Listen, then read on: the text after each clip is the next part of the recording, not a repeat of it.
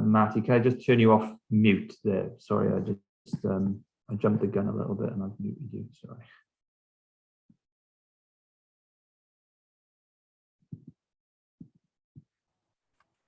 Okay, excellent. Can I just test your audio, Matty? Can you hear us? Yeah, 1 2 1 2 1 2 3 4. Perfect. Okay, great. So thanks very much, everyone, for joining us here for this pre-match press conference ahead of tomorrow's second semi-final, Pakistan versus Australia. We are joined by Matty Hayden from Pakistan, who will be taking questions today in this press conference over Zoom. As you will know already, if you can stay on mute throughout the press conference and also turn your videos off. If you have a question, please show your hand. And if you are selected, you'll need to unmute, ask your question, and then mute yourself immediately afterwards. So I think we're ready to get going, and I'll hand over to Ibrahim now, who will select those that will ask questions. Thank you. Thank you so much, Callum. Thank you so much, everyone. We will start the press conference with the opening statement of Matthew Hayden, and then we will move toward the question and answer session. Go on, Matthew. Yeah, thanks, Ibrahim. It's a great pleasure to be on the eve of the semi-final of a T20 World Cup. A very important tournament, obviously, a tournament which is significant for every country, especially the 4 membership nations that have earned their way to the semi-final. So lots of hard work has gone in over a month. And from a Pakistani cricket point of view, we're extremely excited to be coming into the tournament with terrific momentum, fantastic energy, and great optimism as well. So thank you for allowing me to be a part of this press conference. Thank you so much. Let's move toward the question answer session. First of all, Shahid Hashmi, and then Lawrence Booth. Matthew, maybe a bit hypothetical, but are you ready to take the cup for Pakistan and go to Pakistan, a tour you missed in your playing career? Shahid, good morning and welcome. Yes, this is an extremely important tournament for Pakistan, as it is every membership nation. We face Australia tomorrow, a country which has been incredibly proud to set high standards in terms of delivery on trophies for its country in World Cups, and this is one that it's never got in the trophy cabinet. So lots of high stake matches ahead of us now. From Pakistan cricket point of view, I feel that as a nation that loves cricket as much as what it does, and is focused so heavily on cricket, and also to have tournaments being including the ones that I was a part of cancelled for numerous reasons. It's never more important, and the awareness is heightened that out of this great nation, we've got a squad of players here that are ready to perform and are ready to take on not only the semi-finals, but should we, inshallah, get beyond that, the finals.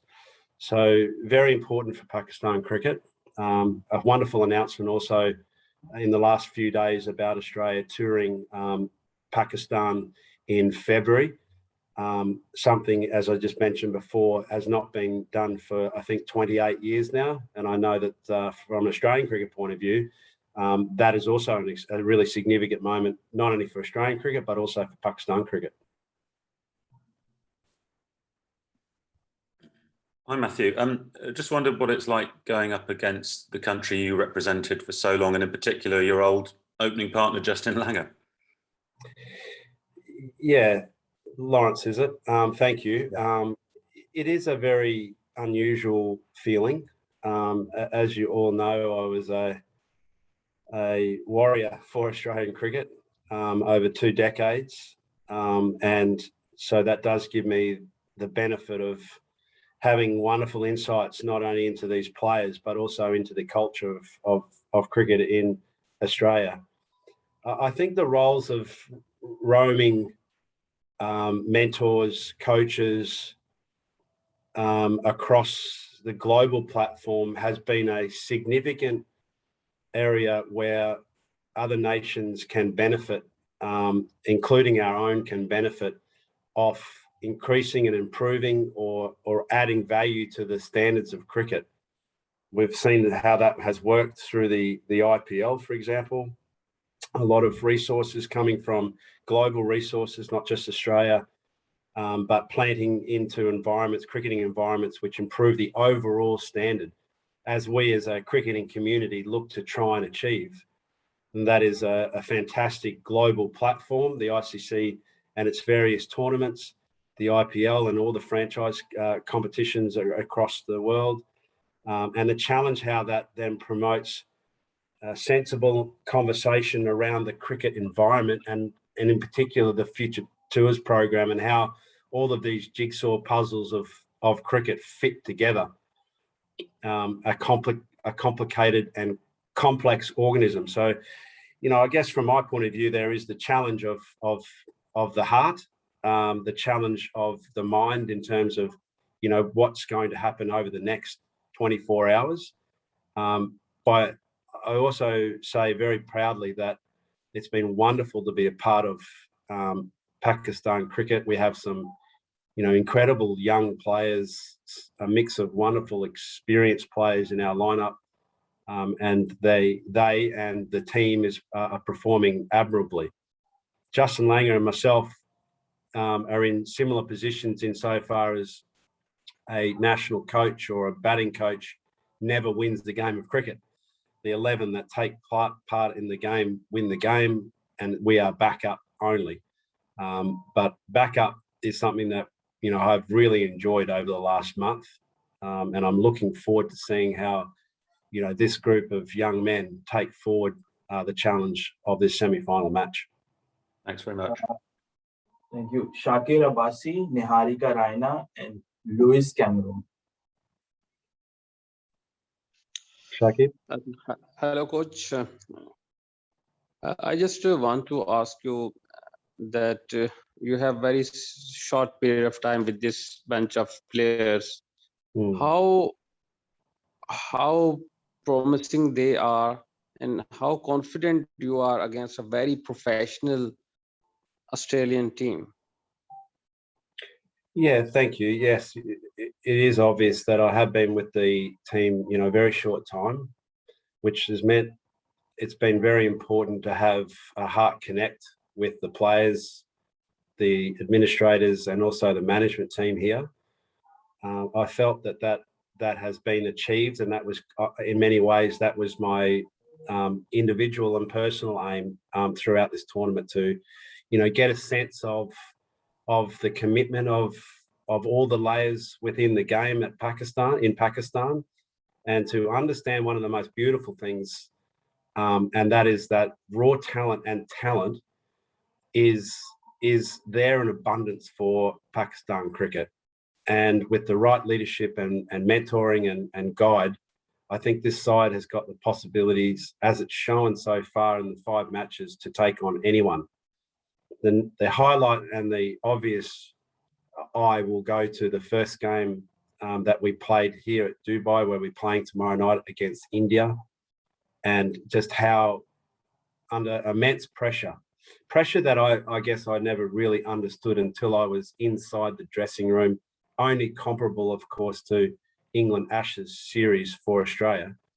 Just how these boys wonderfully handled very, very calmly and very confidently their approach to playing such a huge match.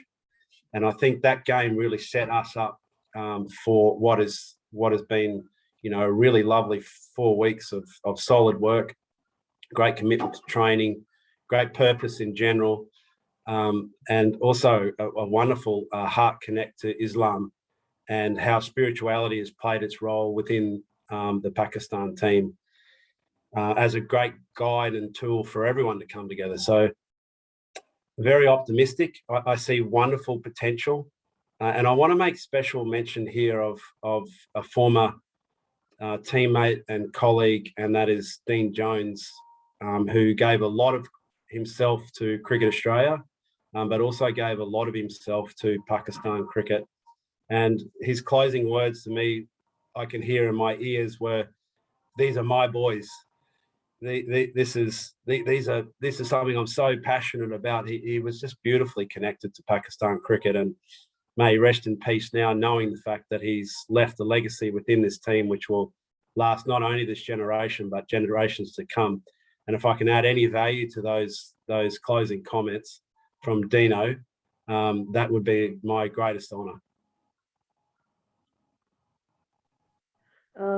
Good morning, Coach. First of all, good luck for the semi-finals tomorrow. My question for you is that Pakistan has won 5 matches on the trot in this tournament. So from a coaching perspective, how important is the momentum, which is now with the Pakistan team against a formidable opposition in Australia? And also in Pakistan's batting lineup, everyone has been scoring the runs except for Babar Azam. So are you a little bit concerned about him not firing in the group stages, and how sure are you on him finding in form in knockout matches? Thanks, Narika. Ifaka is a very interesting personality and character. And the longer that I spend time with him, the more that I really enjoy his personality and character. The fact that he was in the Navy for 7 years gives you a pretty strong indication of his ability to be able to fight and fight hard.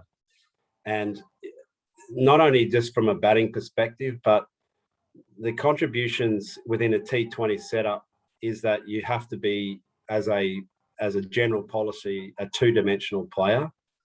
And Faka has, I think, been the standout outfielder for our team as well.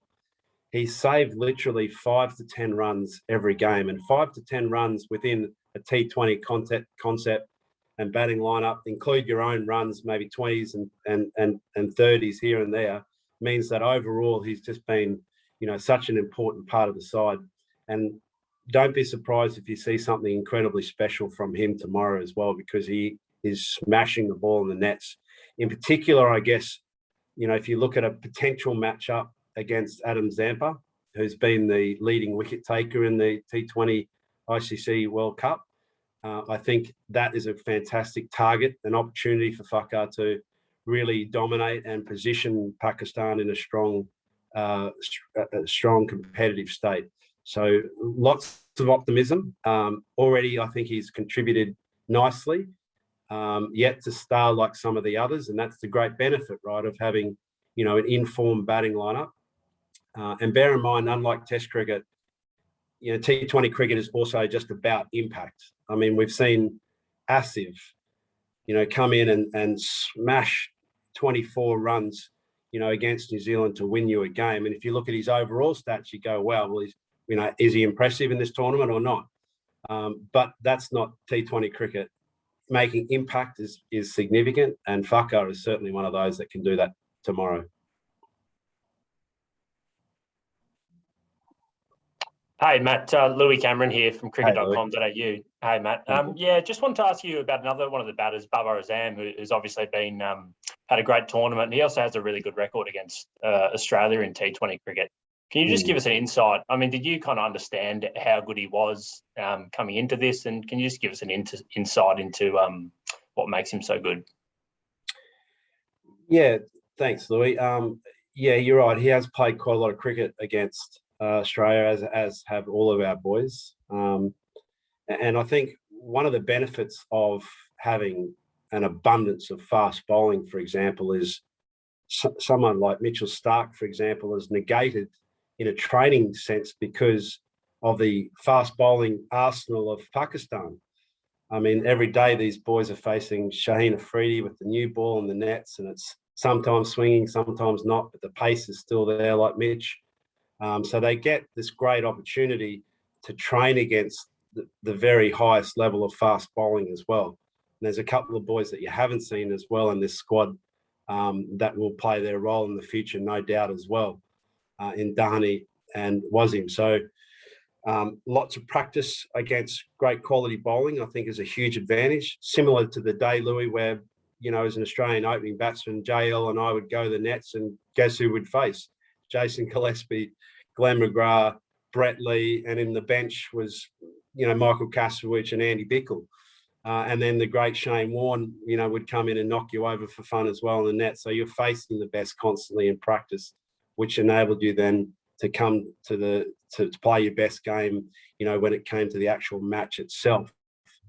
Baba and his personality is as you see is what you get. He's very consistent. He's very stable.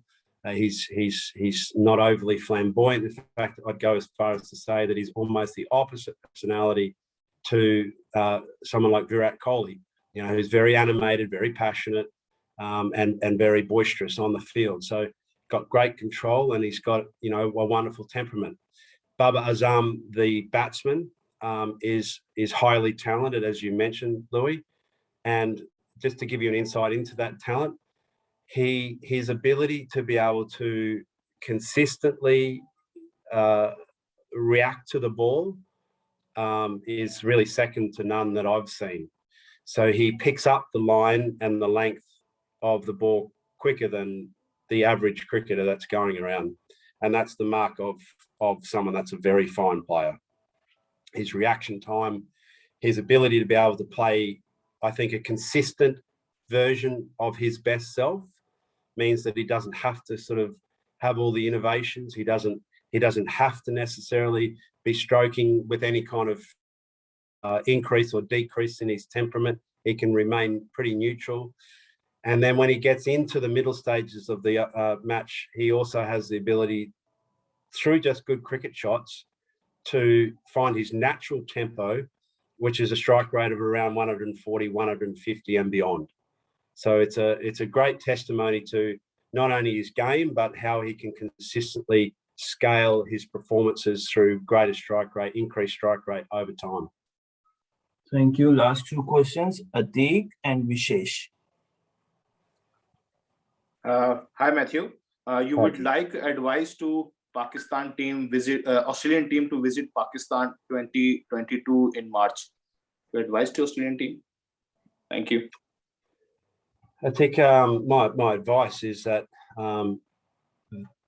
especially from a batting point of view, is that surely our batsmen will be queuing up, to get on the Pakistani wickets. I was always dreadfully disappointed that I didn't get a chance through my career to play on nice, strong, flat wickets. But I think, to take a higher level and more serious answer to your question, Atik, I feel that it's incredibly important that the country now embraces Pakistan as a full membership nation, that it allows and supports its incredible fan base, really like no other apart from India, similar sort of passion and commitment to the great game of cricket, that it allows itself, the Australian unit, to come and enjoy the hospitality of Pakistan, to enjoy the overall sense of cricket and the experience of Pakistan, because it's certainly the one regret that I have in my career is not being able to travel to Pakistan as an international cricketer, in spite of having such a great and unique challenges. One of which, is the head coach here right now in Suckling, who is a wonderful spin bowler, and then a myriad of fast bowlers, which naturally I would have loved to have played in the home environment. Waqar and Wasim, Shoaib, just fast bowling battery like no other. And as an opening batsman, that's what you want to try and face, and to not have the opportunity to do that in Pakistan is a regret of mine. So embrace it, be a part of the future of Pakistan cricket. It's a hugely important part of the cricket community, and I'm sure, Atik, that they are looking forward to travelling to Pakistan. Hi, Hayden. Best of luck for the semi-finals. I just wanted to ask, you have observed Shaheen Shah Afridi from close quarters over the last month. So what do you think is his biggest quality, and why do you think opening batters across the tournament have struggled to get him away? Yeah, thank you. His high quality pace is most certainly, part of his arsenal, and the white ball doesn't swing for a long time. In T20 cricket in particular, it seems to be a number of balls, not a number of overs. Those number of balls, though, can be destructive, as we saw from his delivery to KL Rahul, one of the best balls that I've seen ever, apart from, even the last 2 or 3 months of observing cricket, in this country, in the UAE. So he's got that ability, like every good strike bowler, to be able to commit to, wonderful pace, which means that his preparation his recovery, and his just ability in general to be able to focus on delivering fast bowling day in, day out. And Vernon Flanders has also done a wonderful job in preparing him for that. Has meant that he's been a consistent performer at international cricket. The challenge, of course, for every fast bowler is the cricket program. And, you know, unfortunately, because there is so much cricket, there is that risk of over bowling and just burnout in general. So it'll be careful management for Pakistan to manage, you know, a primary asset like Babar Azam, you know, like Rizwan, like Vakar, and also Shaheen, guys that are playing day in, day out international cricket need to be carefully monitored and carefully secured as assets for tournaments, you know, like the one that we're facing now and also tomorrow. Thank you so much, everyone. Just a little update. We are having our training session in the evening from 6 to 9. See you all there. Thank you so much, Hayden. Thank you, guys. Yeah, thanks, everyone. Thank you very much, everyone, for joining. Have a good day.